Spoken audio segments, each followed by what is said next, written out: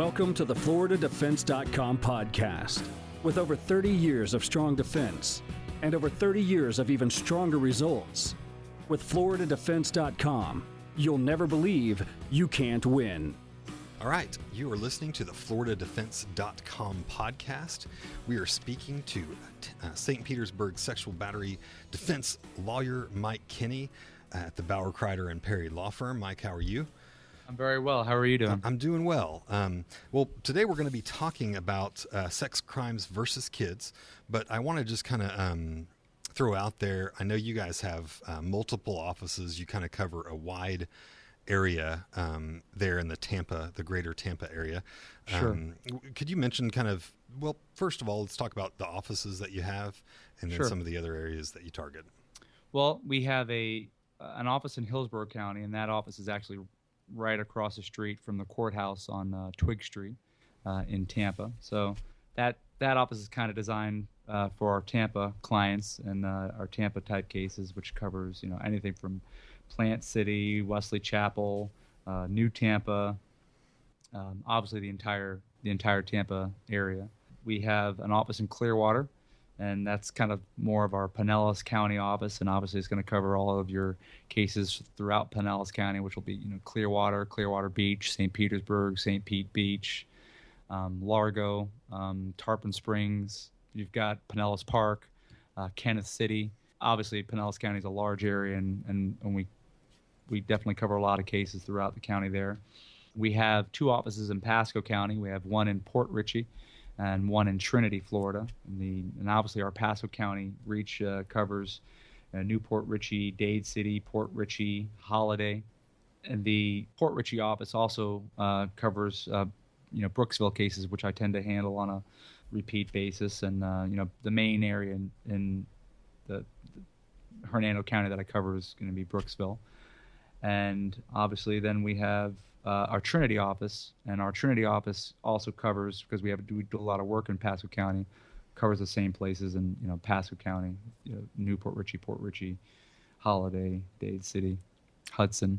Great. So you guys are pretty much all over the place in the Tampa area with 4 different offices Sure. to choose from. That's Absolutely. great. Mike, let's go ahead and jump in. Let's talk a little bit about sex crimes versus kids or versus a child. Sure. And I'll just if you could just give us an overview of that. All right. Well, so there's two types of sex crimes, or two categories of sex crimes, I should say, involving children. And there's actually, now that I think of that, but there might actually be even 3 if you want to kind of divide it up even further. But the sex crimes are initially the battery, whether or not there's a sexual battery. Battery is, as I talked about in a previous podcast, talks about essentially penetration. That's what you're looking for. Sexual battery is defined as oral, anal, or vaginal penetration by or union with the sexual organ of another, or the anal or vaginal penetration of another by any other object. So that's kind of what you look for if you're talking about, was it a sexual battery or not. There's other types of crimes, and crimes that don't involve penetration but involve touching. That's where you get the term molestation. Molestation is an old Latin term. It comes from comes from hand. Those types of crimes are crimes that don't involve any type of sexual battery, whether it be penetration of the mouth with a sexual organ or penis or vagina. So in that set of circumstances, you've got that category. Then the next category is the age. Obviously, as we talked about before, the age of consent for sexual activity in Florida, generally speaking, is 16 years old. So the key age that we look for in a sexual battery case is the victim has to be 15 or younger. So if the victim is under the age of 15, that becomes a crime if there's either a molestation or there's a penetration sexual battery type situation. So if you have a scenario where there's been alleged sexual activity, like actual intercourse between someone over the age of 15, and that could be 16, 17, 18, whatever. You don't even have to be an adult, but someone over the age of 15 having sexual intercourse with a 15-year-old, that is a lewd or lascivious battery. And that's a specific crime that addresses sex of a person younger than 16, basically 15, and older than 12. It's a lewd or lascivious battery. If a person, this is the next category that I was going to talk to you about, this third unique category. If a person who's a victim of a sexual battery is under the age of 12, that in Florida is defined as a capital sexual battery. Years and years and years ago, that crime was punishable by death. Now it is obviously punishable by life in prison without parole. So if a person is convicted of a sexual battery, there is no other option for that person other than a life in prison type sentence. So the age matters very much because it completely changes the term of years a person might be facing and the severity of sentence a person might be facing. If a person's under 12 and it's sexual intercourse, it's going to be a life imprisonment sentence if they get convicted. If the person's under 15, it's going to be much less significant. It's not even going to be a life sentence at all. The next question or category of concern is the molestation type charges. A lewd or lascivious molestation can happen above or under the clothing. So situations where a person is fondled over their shirt, for instance, that can qualify as a lewd or lascivious molestation. Mike, can I jump in real quick there?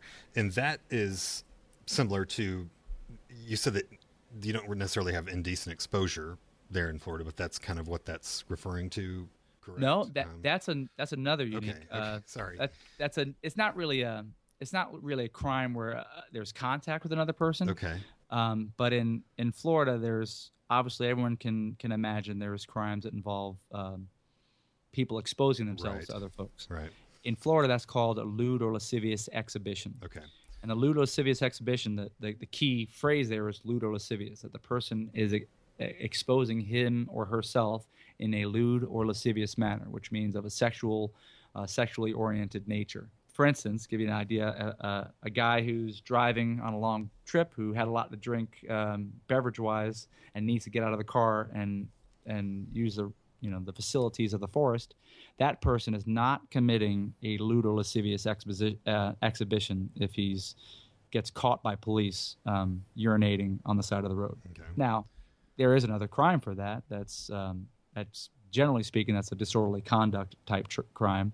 But there's also a crime called exposure of sexual organs. That's a misdemeanor, and that's not a sex-related crime per se. You don't have a sexual registration requirement or anything like that, but exposure of sexual organs comes up when a person's, obviously sexual organs being a penis or a vagina, are exposed, and there's nothing about the act in and of itself which shows it's of a sexually motivated manner. There isn't any talk about sex. There isn't any, fondling. There isn't anything that would indicate other than the person is exposed. So that's a misdemeanor.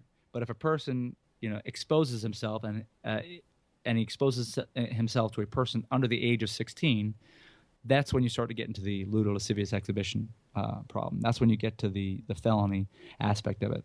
It has to be both an exposure, and it has to be an exposure in front of a person under the age of 16. You need a witness to it who's under the age of 16, and it has to be, again, of a lewd or lascivious manner.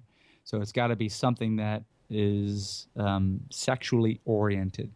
And I'm sure we don't need to go over every single scenario where that could be, but some unique cases have come up where there have been cases that have been litigated and actually gone up to appellate courts where a person fought a lewd or lascivious exhibition conviction because he or she answered the door and he happened to be naked from the waist down, and there happened to be some children who were at the door.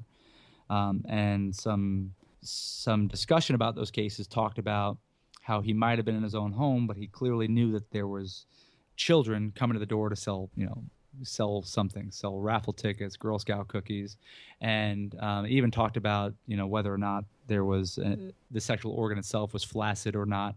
So there's a lot of things that the court looks to describe the intentional exposure of a sexual organ designed to be in a lewd, lascivious manner.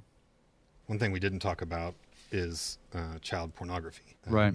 Which is obviously sex crime versus a kid, right? Sure. Might be a whole nother podcast, but is there anything you want to touch on that?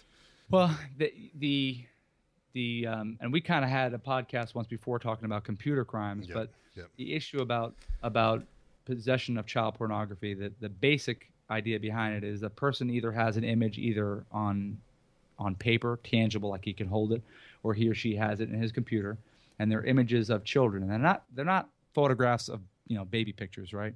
I'm sure everybody has a baby picture somewhere, of his or her own child. But these are photographs that have the children in a sexually provocative manner. It's not just a naked child, but it's a child in a sexually oriented fashion. A lot of these images that get caught and punished are, they're horrible images of children involved in sexual activity with other children or even adults. So it's not something where someone can get in trouble for just having a naked picture, because that's not necessarily pornography. Pornography has to have a sexual element attached to it. The sex crimes that we were talking about, where we have the under 12, which is a life felony if it's a sexual battery. If it's not a sexual battery, but it's a molestation, which is hand touching the chest or the buttocks or the sexual organ of the other person, those are molestation type cases. And if the person is under 12 in that case, but it's not a sexual battery, it's still a life type felony. When I say a life type felony, those cases are punishable by 25 years to life. So the idea here is the legislature is very hard on sex crimes to begin with, and the laws are very strict. But they are even more severe when the children become of such a young age that we're talking 10, 11 years old, and anything under 12. As a prosecutor, I prosecuted tons of capital sexual battery cases. I went to trial on several, and those folks who got convicted are still sitting in prison, and they're going to spend the rest of their lives in prison. So the penalty is severe. That's why if you find yourself accused of something this horrific, the first thing you're going to want to do is make sure you find yourself a lawyer who you trust and a lawyer who you believe has got the ability to defend you, because the cost is great. All right. Anything else on that, Mike? No, sir. I think that covers it. All right. You've been listening to the FloridaDefense.com podcast. We've been speaking to St. Petersburg criminal defense attorney Mike Kinney at the Bauer, Kreider, and Perry Law Firm. We will see you on the next podcast. Thank you for listening to the FloridaDefense.com podcast. Our firm has over 130 years of combined legal defense experience. Strong defense, stronger results. Consultations are free. Visit FloridaDefense.com today.